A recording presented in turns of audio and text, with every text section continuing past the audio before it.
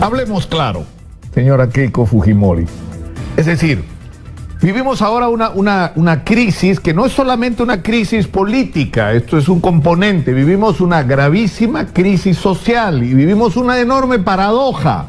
Somos un país riquísimo que en medio de la crisis internacional ha mantenido índices de crecimiento notables. Y sin embargo, en ese mismo país, la salud, la educación, la justicia, la seguridad, la infraestructura son una desgracia y dan vergüenza porque hemos perdido décadas.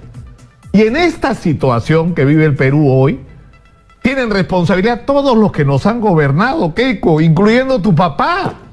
Es decir, cuando uno habla hoy de la crisis que hay en la educación pública, tiene que ver con el hecho de que tu papá construía con mucho orgullo un colegio al día con constructoras dudosas, con materiales dudosos, sin presupuesto de mantenimiento y bajándole el sueldo a los maestros.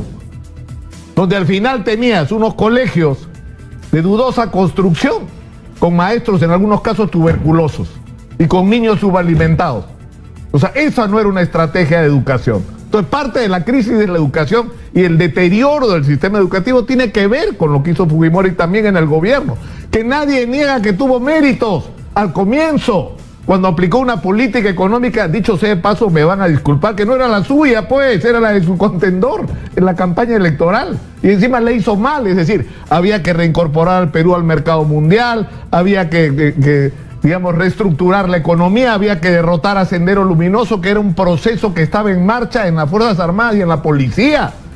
Y yo era reportero en esa época y luego conductor, y puedo decir con conocimiento de causa que casi no importaba quién estuviera en el gobierno porque eso iba a ocurrir de todos modos. Porque la policía y las Fuerzas Armadas habían trabajado años sobre eso y habían aprendido qué hacer. Y lo hicieron. Pero por el otro lado, es decir, podemos hablar casi de cualquier tema. La situación de la crisis del transporte insoportable que vivimos hoy en ciudades como Lima. Se paró el tren eléctrico, había que meter presa a la gente que manipuló los fondos del tren eléctrico y no parar una obra que es trascendente para la ciudad de Lima, y las consecuencias de no haberlo hecho los vivimos ahora. Se perdieron más de 10 años por una decisión política absurda. Se deshizo Enatru Perú, que era la única empresa de transporte que funcionaba en este país de una manera seria, ordenada, con choferes cobrador, con horarios, con respeto a los derechos laborales de los conductores, de los trabajadores de los talleres y de los inspectores. Era un sistema articulado en el que también probablemente había que hacer una limpieza a casos de corrupción y hacer una empresa aún más eficiente de lo que era, pero no había que destruirla para reemplazarla por combis asesinas. ¿Qué es lo que pasó? Entonces yo creo que es decir, es bien fácil hacer un balance mirando con un solo ojo las cosas, ¿no es cierto? Mirando con un solo ojo. Lo que vino después, por supuesto que lo que tuvimos es gente que criticó a Fujimori y denunció la corrupción durante el gobierno de Fujimori y Montesinos para levantarse ellos el poder en peso y enriquecerse ellos, y eso ha sido la desgracia de nuestro país de las últimas décadas. Pero eso no le quita responsabilidad a ustedes de lo que ha ocurrido. Y hoy hay una gravísima crisis de responsabilidad política y credibilidad de la gente. Lo que la gente quiere es que la riqueza que hay en el Perú se explote para que los peruanos la disfruten, y no para que unos pocos se hagan ricos y otros funcionarios públicos corruptos ganen dinero a través de la cobra de comisiones ilegales y de coimas. Eso es lo que la gente quiere que se acabe. La gente ya se cansó y por fin la gente hizo el clic, que la corrupción no nos es ajena, porque no es que se están robando una plata, se están robando nuestra plata, se están robando nuestra educación, nuestra salud, nuestra infraestructura. Y en este contexto de desazón, de molestia, de indignación de la gente, es muy importante que todos y cada uno de los peruanos se involucren en las decisiones que tienen que cambiar nuestro destino.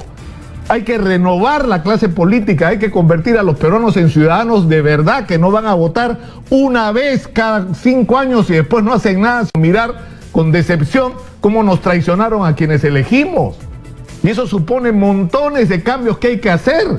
Y en esos cambios tiene que estar involucrada la gente de manera directa.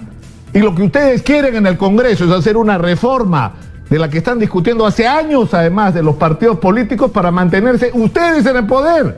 750.000 firmas si uno quiere tener un nuevo partido. No hay democracia en los partidos. La mayor parte de sus congresistas son invitados y se habla de corrupción. Yesenia Ponce debió salir del Congreso hace rato. ¿Y qué estamos discutiendo? La van a suspender a la señora. ¿Ah? La van a suspender. Eso es una falta de respeto a los peruanos. Entonces yo creo que hay que bajar el tono, es verdad, hay que bajar el tono, pero hay que comenzar por ser conscientes de la gravedad de la crisis social y política que estamos viviendo los peruanos. Y no olvidar que estamos amenazados por el regreso del terrorismo en el Perú. Sendero Luminoso sigue existiendo, está disfrutando de esta crisis política, está reclutando gente en medio de esta crisis social y política y está esperando la oportunidad para dar el zarpazo nuevamente. Y lo que hay que hacer es empoderar a los ciudadanos para que esto no ocurra, de ser nosotros protagonistas de nuestro propio destino. Por eso es importante algo como el referéndum. Y tienen que entender que a ustedes los peruanos no los quieren, no se engañen. No es que los caviares, los fujimoristas, ninguno de los dos los quieren los peruanos. La inmensa mayoría de los peruanos quieren que se resuelvan sus problemas. Y parte de sus problemas consisten en tener una representación política en el Congreso que corresponda a sus intereses, que se preocupe por sus problemas y no por envolverse en estas batallas políticas que no llevan a ningún lado y que lo único que hacen es dividir más aún a los peruanos. No sé, ahí me quedo mejor por el día de hoy.